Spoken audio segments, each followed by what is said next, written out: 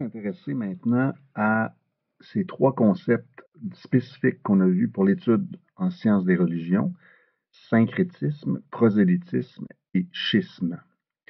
Alors, dans l'hindouisme, qu'est-ce qu'il y en est du syncrétisme, du prosélytisme et du schisme? Syncrétisme, pour commencer, on l'a dit, toutes les religions sont d'une certaine manière des syncrétismes, c'est-à-dire des créations humaines à partir de ce qui a précédé en termes de croyances et de pratiques.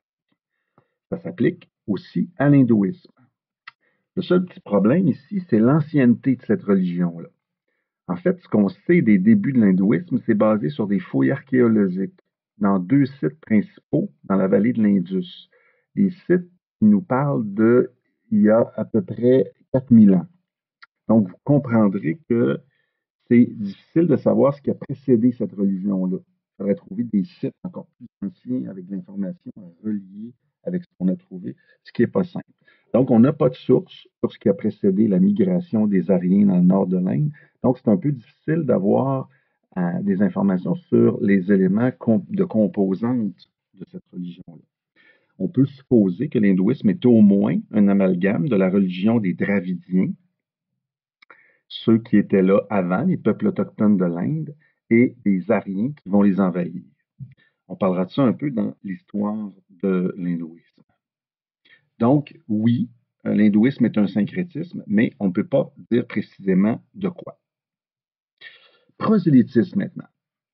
Alors, être prosélyte, on le rappelle, c'est chercher à convaincre, à convertir, à amener à soi.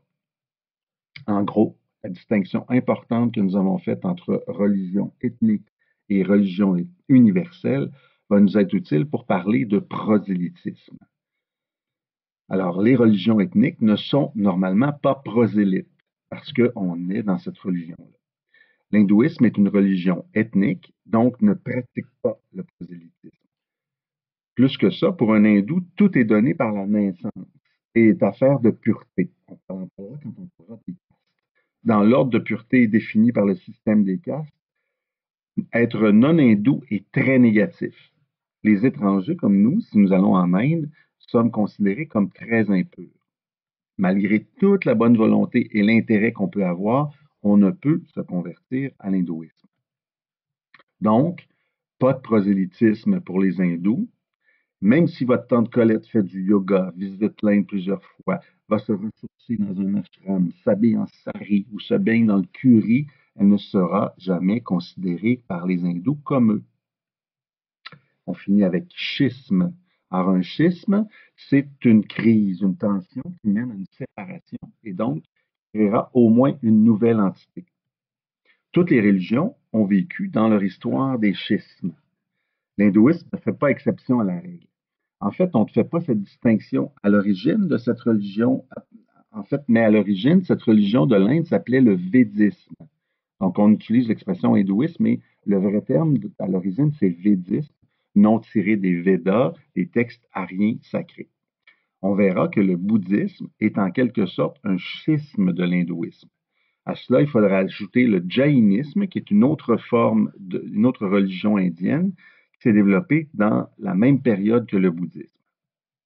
Enfin, beaucoup plus tard, en Inde, naîtra le sikhisme, qui découle tout autant de l'islam que de l'hindouisme.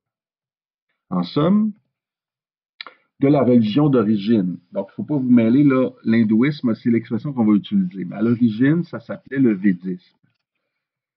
Du védisme découle le bouddhisme, le jaïnisme et la religion dont on parle, l'hindouisme. Finalement, quand il y a eu le schisme, c'est là qu'on a commencé à parler d'hindouisme plutôt que de védisme. Donc, le terme védisme, on en parle juste dans l'histoire. Et beaucoup plus tard, le sikhisme. Pour compléter vos informations, vous irez voir l'arbre généalogique des religions qui figure dans le module 1.